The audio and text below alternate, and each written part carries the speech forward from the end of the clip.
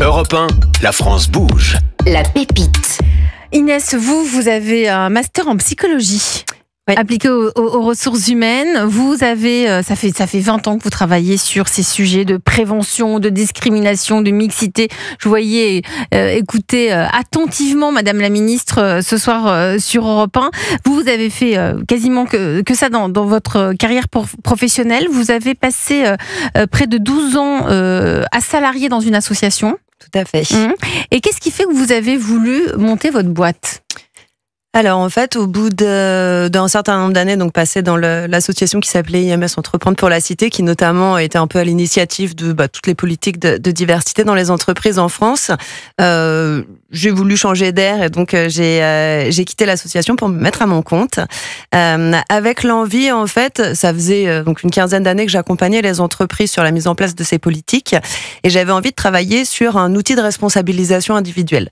Parce qu'en fait, tous ces sujets, que ce soit la prévention des discriminations, la prévention du sexisme ou la diversité, ne fonctionnent qu'à partir du moment où on a d'un côté un cadre favorable qui est posé. Ça, c'est l'engagement des pouvoirs publics, l'engagement de l'entreprise. Donc, c'est vraiment le cadre qu'on pose. Et le deuxième pan qui est absolument nécessaire, c'est le fait que chacun et chacune soit acteur de ces sujets au quotidien.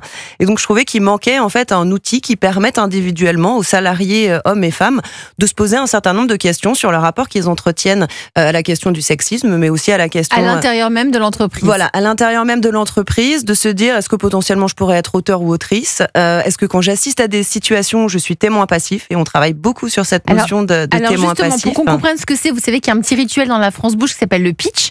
Donc pendant 1 minute, vous allez nous dire exactement ce qu'est Me and You Too, et puis après on se retrouve pour vous poser toutes les questions. Vous êtes prête ? Je suis prête. Allez, c'est à vous Inès, on vous écoute. Donc chez Me and You Too, on accompagne les entreprises et les organisations sur la mise en place de leur politique de diversité et de prévention du sexisme, et notamment en proposant un outil d'autodiagnostic qui est 100% anonyme et qui est un outil donc passé par les salariés auquel ils répondent, et sur la base d'un certain nombre de mises en situation, ça leur permet de découvrir quel est le rapport qu'ils entretiennent à ces différents sujets et d'identifier des pistes d'action et d'amélioration individuelle. Ben voilà, moins d'1 minute, mais au moins c'est très très clair. Concis. Donc, non mais c'est concis. Ce qui signifie que si par exemple, ça va me permettre de me positionner, si par exemple je suis témoin d'une situation que je trouve peut-être un peu bizarre, vous, grâce à votre questionnaire, je vais pouvoir y mettre des mots. Alors, ça va me permettre d'identifier, donc sur la base de ces situations, que en fait cette blague n'était pas vraiment une blague, mais qu'on est typiquement dans des formes d'humour qui vont être dégradantes. Ça peut être quoi, par exemple ? Alors, ça va être je suis à la machine à café et puis j'entends une blague, qui peut aller d'une blague sur les blondes. J'ai une de mes collègues qui fait une intervention et puis à la fin de son intervention, quelqu'un lui dit que c'était aussi agréable pour les yeux que pour les oreilles. Ça peut être des commentaires sur l'apparence physique, sur la tenue vestimentaire. Enfin, voilà, ça peut être tout un tas de mises en situation. On a une grosse base de données avec 150 mises en situation qui sont proposées. Vous avez la data sexisme, c'est pas mal. Moi, j'aime bien ça. Oui, je pense que c'est beaucoup de situations vécues en fait. Qui nous ont créé la data, ouais. C'est ça, qui nous remonte des entreprises. Donc, on propose que des situations qui sont réelles. Et puis, les entreprises peuvent en créer aussi. Parce qu'effectivement, on déploie notre autodiagnostic dans des entreprises industrielles, dans le secteur bancaire, dans le secteur du luxe. Et les manifestations du sexisme sur le terrain, elles vont pas tout à fait être les mêmes en fonction des environnements. Alors, quel est l'environnement le plus sexiste ? Alors, ce serait compliqué de vous répondre dans le sens où il y a différentes manifestations du sexisme. Typiquement, quand on est sur des métiers qui vont être très terrain, très industriels, genre avec des populations de... Voilà, typiquement sur le BTP, on va pouvoir avoir du langage un peu fleuri, des discussions à caractère sexuel, etc.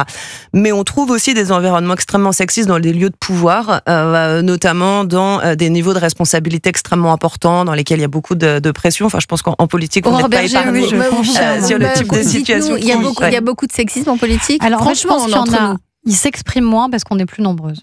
Ça ne veut pas forcément dire qu'ils ont tous changé d'avis, mais c'est plus difficile de le faire quand dans l'hémicycle de l'Assemblée nationale, vous avez 40 ou 45% de femmes et quand vous en avez 20%. Bien sûr. Pour des raisons évidentes, il y a des choses qui sont plus ou moins autorisées, ce qui est aussi un sujet d'accès justement à des lieux de pouvoir et à de la mixité. Parce que c'est ça aussi qu'on doit pouvoir garantir, c'est une mixité qui fait progresser tout le monde. Et je pense que c'est pareil dans les entreprises. C'est pas la même chose dans une organisation quand vous avez, on parlait du BTP, une surreprésentation d'hommes. Donc quand vous avez une femme qui arrive, où forcément c'est beaucoup plus dur pour elle de s'insérer, et inversement d'ailleurs aussi, ça existe. Bien sûr, ouais. Donc, lieu de pouvoir, évidemment, dans l'industrie, BTP, etc. Aujourd'hui, vous avez beaucoup de clients, Inès d'Auvergne, pour Miami Autour. On travaille à peu près avec 200 entreprises, donc essentiellement des grandes et des très grandes, et vraiment c'est hyper varié en termes de secteur d'activité. Donc comme je disais, ça peut aller de l'industrie à la banque assurance, à la grande distribution, au conseil. Et puis vous êtes aussi en dehors de la France, parce que je voyais que vous vous adaptez aussi au contexte culturel local. C'est-à-dire que le sexisme en France, c'est pas le même en Italie ou ailleurs ? Alors on va toujours être sur des propos qui vont être dégradants, humiliants, offensants ou stigmatisants. Maintenant les manifestations effectivement peuvent varier en fonction des cultures. Ça peut avoir une dimension plus ou moins sexualisée, ça peut avoir plutôt une dimension de renvoyer la femme par exemple à la sphère familiale et maternelle, ça peut être d'autres manifestations qui vont être de décrédibiliser la capacité des femmes à pouvoir exercer un poste d'autorité par exemple. Donc ça va se manifester de manière différente, même si les mécanismes en fait qui le sous-entendent sont toujours les mêmes. Et effectivement depuis quelques années on s'est déployé à l'international avec un certain nombre de nos entreprises clientes qui en fait avaient une activité à l'international et nous ont dit on aimerait avoir des versions adaptées pour le Mexique, le Brésil, la Chine. Donc c'est différent en Chine. Je sais pas, moi j'imagine le sexisme en Chine. Est-ce qu'il y a des choses différentes ? Alors ce qui va être différent, notamment sur la zone asiatique, c'est le pourcentage de témoins passifs. C'est-à-dire que plus vous êtes dans des cultures dans lesquelles il y a une dimension collective qui est importante, et moins il y a d'individualisme si vous voulez, et plus ça va être compliqué en tant que témoin d'intervenir. Et je vous disais tout à l'heure, on travaille beaucoup sur cette responsabilisation individuelle, parce que, comme vous l'évoquiez, lutter contre le sexisme n'est pas l'unique responsabilité des femmes, et plus il y aura de témoins qui interviendront quand il y a des situations, que ce soit des hommes ou que ce soit des femmes, en disant moi je trouve que là ton propos il est pas tout à fait ok. Moi je trouve que cette attitude en fait elle est limite, elle est pas acceptable.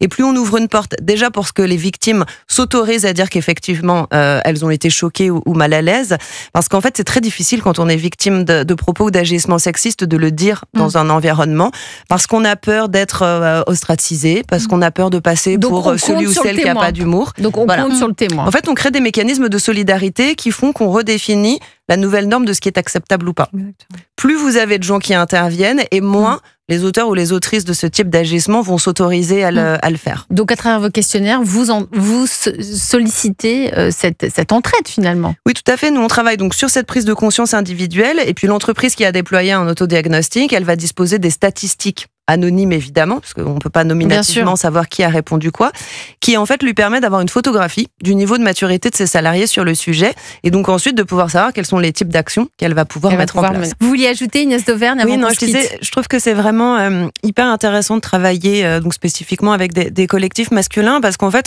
quand on regarde, ça fait un certain nombre d'années qu'on parle des stéréotypes de genre et de l'impact des stéréotypes de genre sur les femmes.